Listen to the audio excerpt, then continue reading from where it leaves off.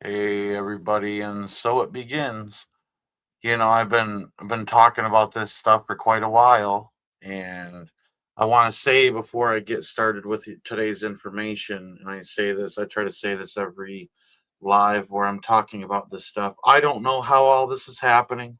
I don't know whether it's the fog or whether it's the trails in the sky or whether it's frequency or whether it's some laboratory. I don't know what is the method of delivery in which these things are happening. Could be all of the above.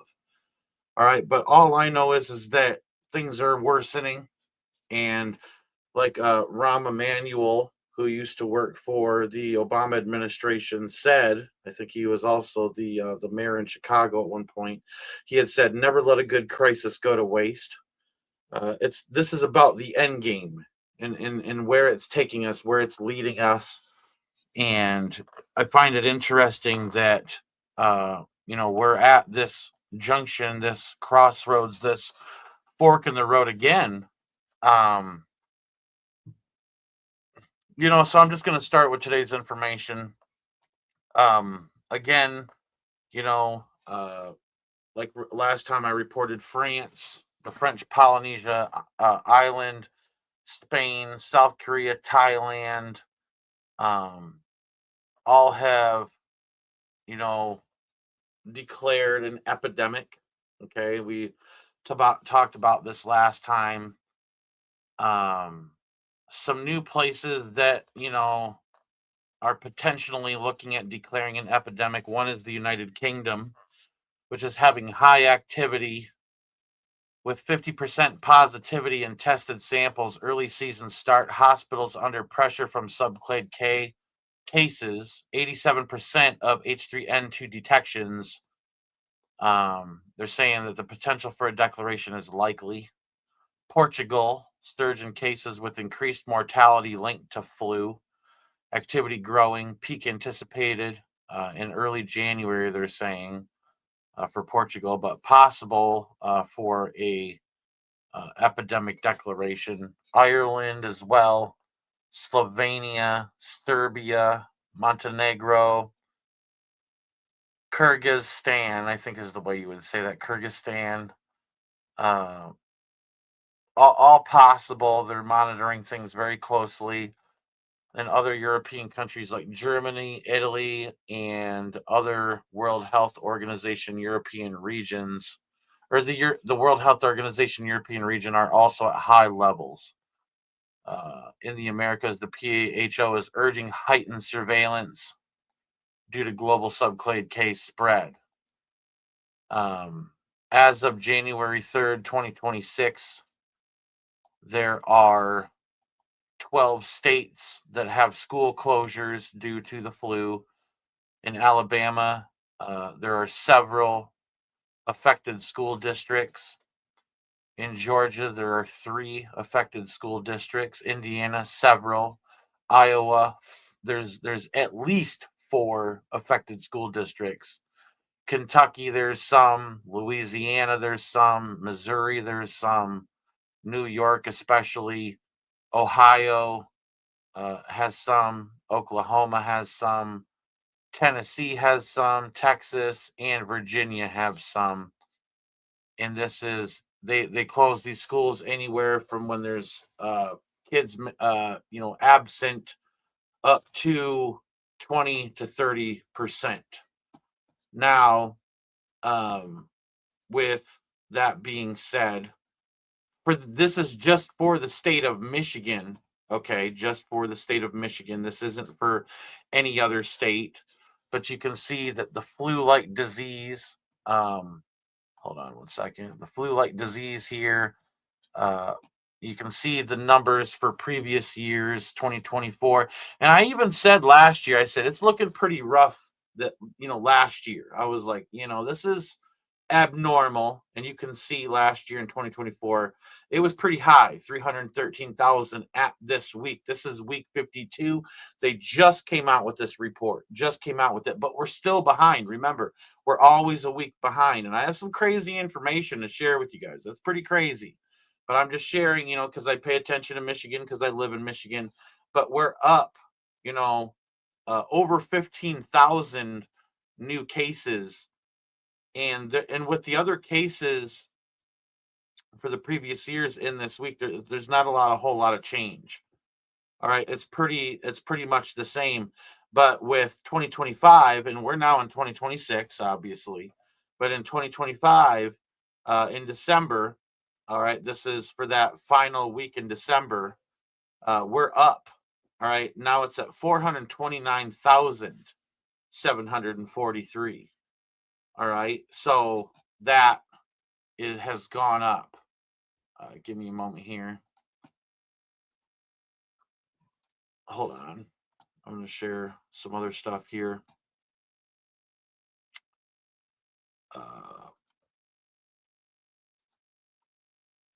Says here, super virus spreading uncontrollably as New York sees most flu cases ever, and experts warn we don't know when it will stop.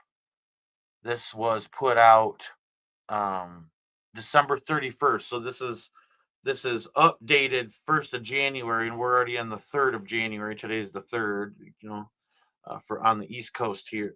Now on the West Coast as well. But says the super flu is exploding across the U.S., with some states seeing more cases than ever before. The latest CDC data for the week ending in December 20th shows super flu tests, and this is the last data. This isn't even the recent data that I'm about to share with you. Get ready for this.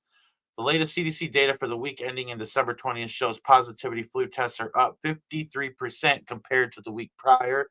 Positivity tests are up nearly 75% from this time last year.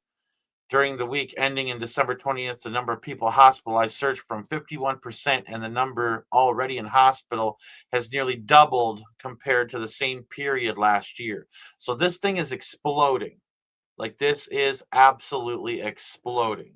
The newest figures, which are updated through December 20th, show very high flu transmission in 21 states, with New York City, New York State, New Jersey, South Carolina, Louisiana, and Colorado reporting the highest rates. And yeah, we don't have a map here, but there's a map coming up in another article I'm showing you that shows you how bad this is getting. In New York, more than 71,000 flu cases were reported last week, and this is old information. It's not the new what I'm about to show you. I'm just kind of building up to that here. It says the most the state has ever had in a single week, ever. That's ever. Additionally, in the last week, 2 children in Kentucky and Alabama have died of the flu, according to the CDC data. There have been 8 pediatric flu-related deaths this virus season. Now they're saying there's 9 children that have died from this now. Due to the surge, hospitals are enacting COVID-era restrictions on visitors and bringing back mask mandates to slow the spread of the dangerous new flu strain H3N2 subclade K, which experts believe is behind the flu's meteoric rise. Duke Health in North Carolina announced this week it will limit hospital visitors starting January 6th. So in 3 days for you, North Carolina, to just 2 people ages 12 and over per patient. And that sounds very familiar the way it used to be, before the lockdown. And Iredell Memorial Hospital, North Carolina, said beginning this week it will not allow anyone under 14 to visit. That's pretty crazy. And there's a map here, and it's showing the height of this stuff. And this is just for the data through December 20th. So get ready for what I'm about to show you here. Hold on. Hold on. Here we go. Super flu cases surge across the U.S. as child death toll rises. And here we go. This is the new information. The child death toll from the flu in the U.S. has risen to 9 this week, with Ohio and Kentucky reporting their first pediatric fatalities. Health officials, and there's no reason young children should be dying from this. All right, and everybody's gonna have a theory, uh, whether it has to do with jabby or this or that, but the reality is no child should be dying over stuff like this. Children should have some of the best immune systems out there. It says here the child death toll from the flu in the U.S. has risen to 9 in 1 week, with Ohio and Kentucky reporting their first pediatric fatalities. Health officials in both states emphasized the importance of the jabby jabby, noting the Kentucky child who died was unjabby jabbied. So, for those of the people that say that it's because of the jabby jabby, the Kentucky child that died didn't have jabby jabby. Okay, and I'm using jabby jabby as a code word here, obviously. Nationwide. Now, I'm going to say this the last data that had come in, it was 4.6 million flu infections. Now it's at 7.5 million flu infections, and it was like 40 something thousand hospitalizations, I think it was, and now we're at 81. It's literally doubled. Basically, it's literally doubled, over 81,000 hospitalizations, and the last data showed 1,900 deaths, and they're saying now it's 3,100 deaths, with just, it's more than, it's everything's doubled. Everything's doubled in 1 week. In 1 week. And I'm telling you, folks, what I've been showing you here seems to be coming together more and more and more. And with the new information that's out there, I wanted to show you this. And for those of you who have watched my channel all the time, obviously you're hearing something you've already heard, but this is for people that have not heard, because it's my duty to warn them. Now, this was planned out in 2017, first off. Okay, the same people that brought you, hold on here, the same people that brought you Event 201, which was, and I mean, you could put this into AI, and AI will even agree that this was the war game scenario for the COVID-19 pandemic. And if you look in the bottom corner, there's John Hopkins, okay? The WEF and the Bill and Melinda Gates Foundation were a part of this. And it started in October then, just like this one started in October now, okay? This ramped up to bring about a pandemic, and the numbers we're experiencing now are way worse than what it was during the pandemic, and what they did to declare a pandemic. Okay? So, with that being said, all right, here at the bottom of it, you see John Hopkins Center for Health Security right there at the bottom of it. There's John Hopkins again. The same people that brought you Event 201 are bringing you the SPARS pandemic 2025. It's about the fall of 2025 through 2028. All right, and the scenario goes that there's Christians that are Baptists that are anti-jabby jabby, okay? And they go over to Asia. It always starts in Asia, right? And then they bring this St. Paul acute respiratory syndrome back to America. All right. And then in this page right here, we'll just read it. It says, you've got these little mock posts from the CDC talking about, be safe on Thanksgiving and Black Friday. If you brave the crowds, wash your hands often. If you feel sick, shop on Cyber Monday instead. And it says here in the bottom paragraph to the right, as transmission of SPARS was determined to occur via droplet spread, the CDC initially recommended that everyone diligently maintain hand hygiene and frequently disinfect potentially contaminated surfaces. CDC officials further urged anyone with severe flu-like symptoms, to seek immediate medical attention. Public health officials were concerned that the upcoming Thanksgiving holiday and Black Friday shopping activities would facilitate the spread of SPARS, but they remained confident that the awareness and prevention messages. So this is a literal ignorance on their part. Okay, if this was a real scenario, this is an ignorance on the CDC's part. But for prevention messages disseminated annually. So okay, we know things are rough, but we're just gonna just hope that what we normally tell people, wash your hands, whatever, blah blah blah, is going to suffice for whatever's happening. And I don't care how it happens. It's not about whether it's the fog or whether it's the trails or whether it's the frequencies or whether it's the jabby jabby or whether it's, something in a lab. It does not matter. It has nothing to do with the end game. The end game is the goal. It's not about the method of delivery. It's about the end game. All right. And it says here that prevention messages disseminated annually for seasonal influenza combined with isolation procedures for suspected cases would be effective in countering the spread of St. Paul acute respiratory syndrome, which is a fictitious sickness, but with flu like symptoms.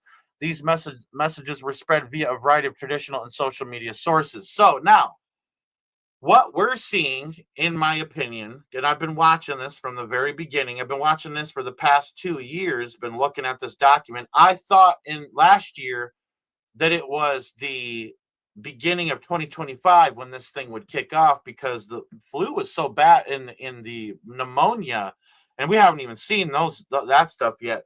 But the pneumonia was so bad last year, and the flu-like symptoms were so bad last year that I thought last year was it. I really did because of how bad it was, and I've shown you in the same numbers that in 2024 it was way more rough than what it was even in the pandemic, but they haven't declared it yet. They want to scare people into jabby. That's what I think they're trying to do more than anything, is they want people to get the jab. Okay, and that's what it's about. But here's the thing. Okay, so moving forward with this, all right, what you're seeing now is the destruction, and we'll just call it destruction, of, if this is something that spreads from person to person, which I do believe once it's in there, or whatever, it could, I guess, or they're spraying or whatever they're doing. All right. There's an uptick, but this is after the Thanksgiving holiday and Black Friday, Thanksgiving holiday and Black Friday scenario, okay, that we just talked about. But now Christmas and New Year's just wrapped up. And in this document, listen to what's said next.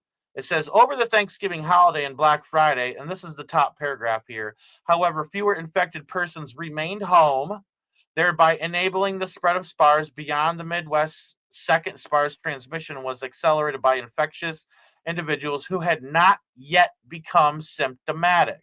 Together, these factors led to significant spikes in the number of reported cases. By mid-December, SPARS cases were reported in 26 states, and that's kind of where we're at there. And the ministries of health in Mexico, Canada, Brazil, Japan, and several European countries had notified the WHO of dozens of imported cases.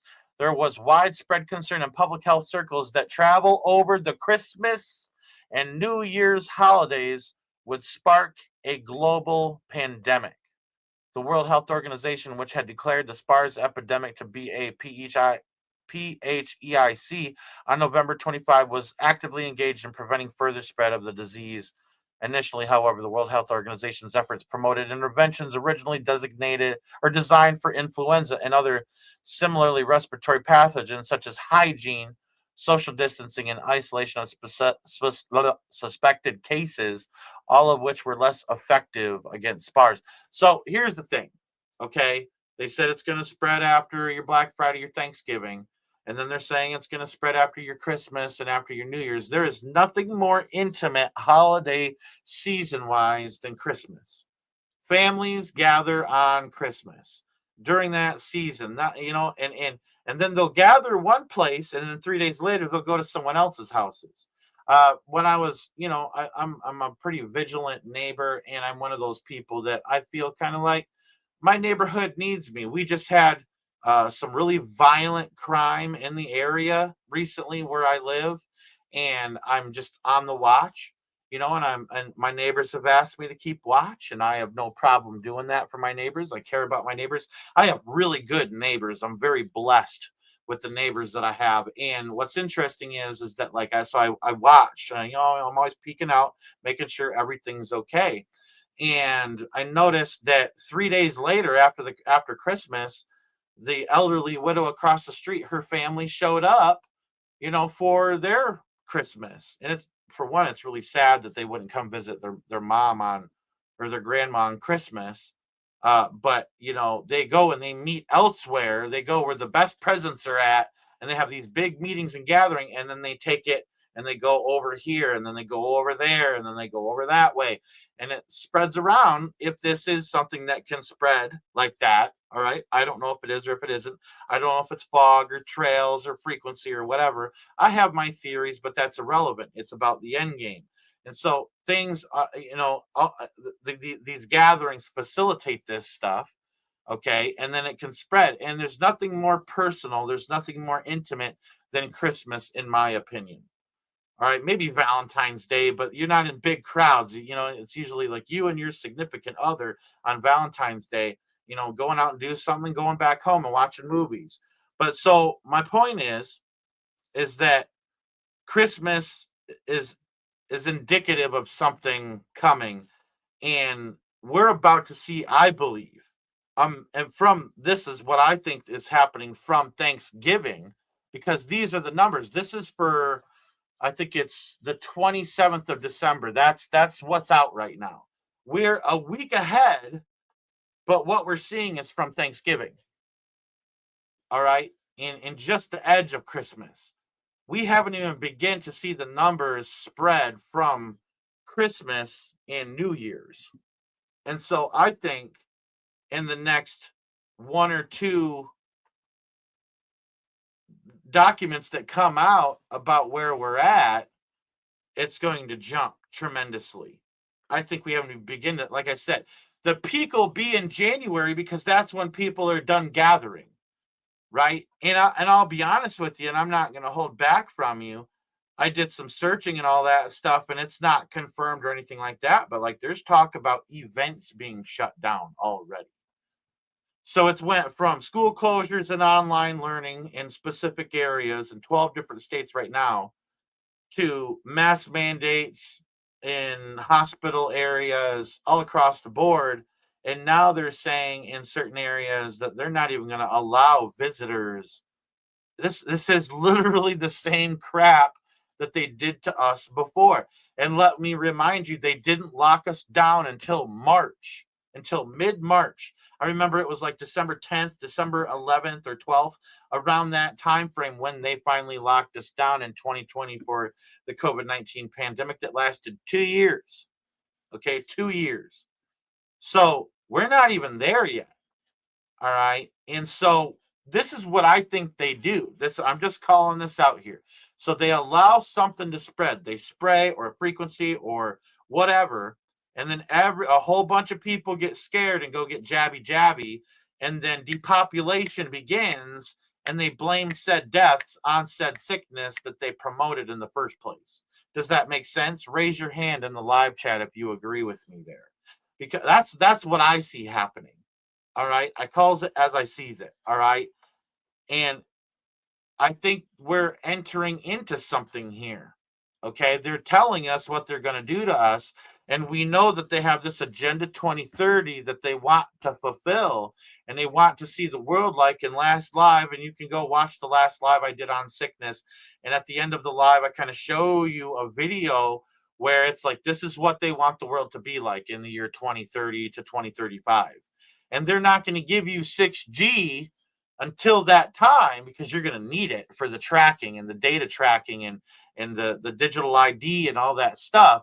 But here's the thing that's interesting is that right now they're working on 8G. They're already operating on 6 and 7G across the board. And I've proven this on my channel that this is the case, and this is what they're doing. I mean, they are light years in technology ahead of us.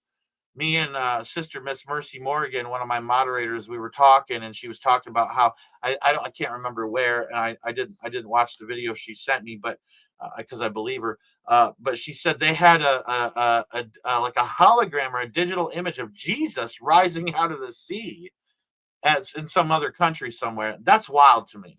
All right, times are changing, and the leaps of technology, they're light years ahead of us right now.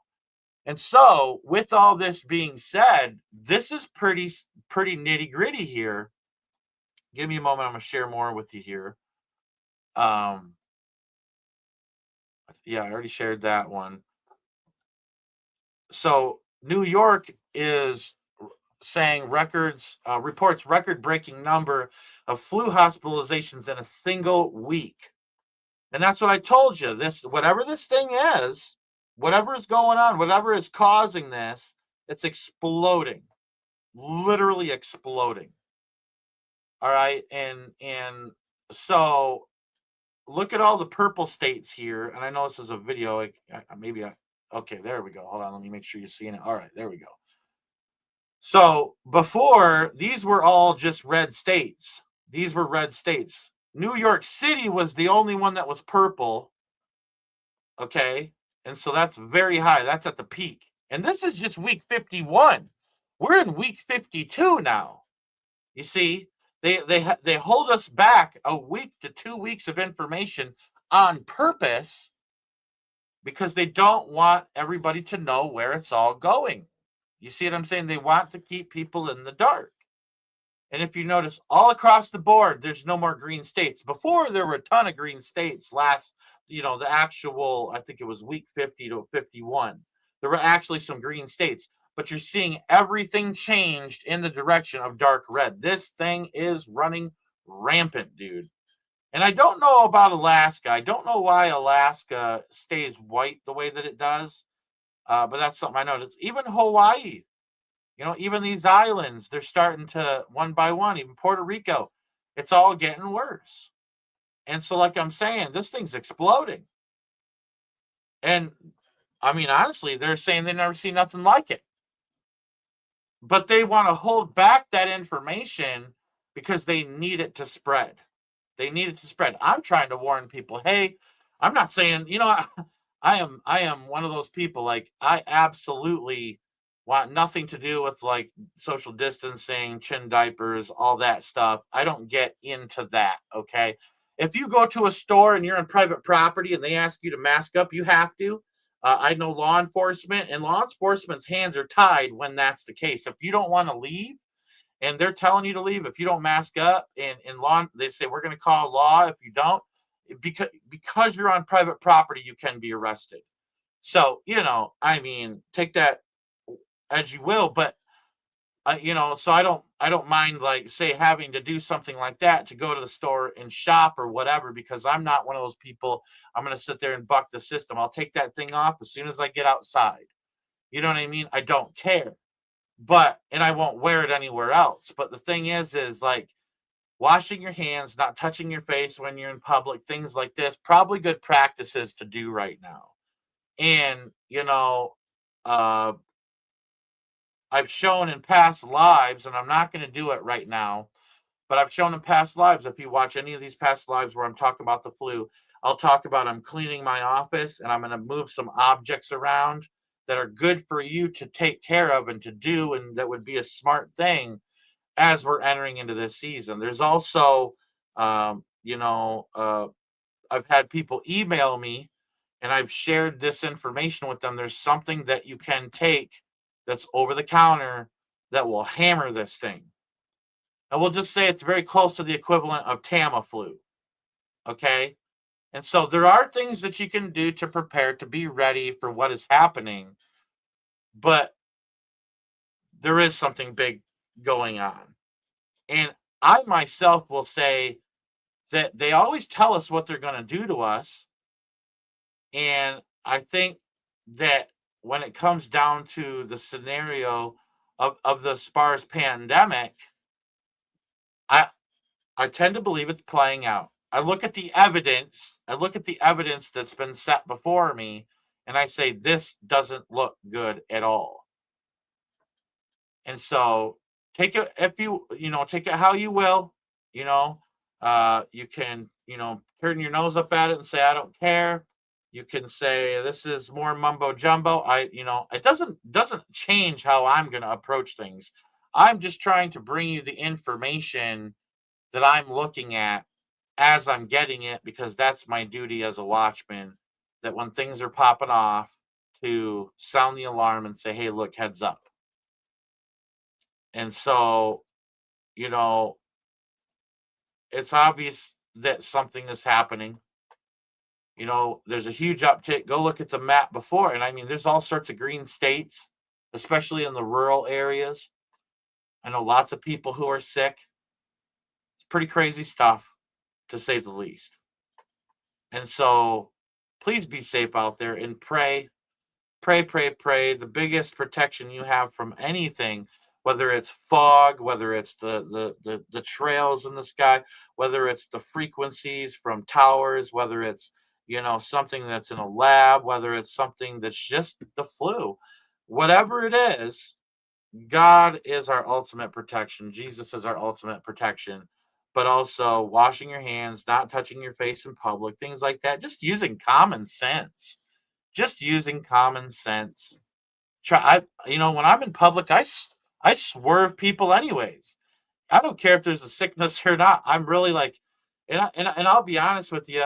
There's a few times I've been out in public where I think like people noticed that it's me, from End Times Talk, and like wanted to approach me, but I look the way that I do, and I'm a very unapproachable person. Like I'm very kind actually in real life. I'm a very loving, caring person. My friends call me a gentle giant, but I'm 6'3", and I'm a big guy, and I got lots of tattoos, and I look the way that I do, and so I don't know if that intimidates people or what, but I've noticed people like kind of double take, like, you know what I mean? And I even know other YouTubers that, where they've, hey, I watch you or blah blah blah. I've had people at my church that didn't even know I had a YouTube channel, like, hey, didn't I see you on this one YouTube channel and blah blah blah. And so it happens, but um I'm not one to sit and chat all the time, and when I go into a store, I figure out what I need to do. I go in, I get it, I get out. I'm real quick like that, and that's just who I am. So, just use common sense. I think that's the best thing to do is use common sense. And if you want to email me, I have no problem answering even 100 emails. I'll probably copy and paste something, so if it's a generic message, it means I'm getting a lot of emails, but you can email me at endtimestalk777 at gmail.com, and I'll give you 4 or 5 things that you can take that'll have your back in what's happening. There is things that you can do. So I appreciate all of you so much. I appreciate you coming to this live. May God bless you all. May He keep you in this season. And I pray that this sickness doesn't hit you. And don't forget to go out and change this world in which you live.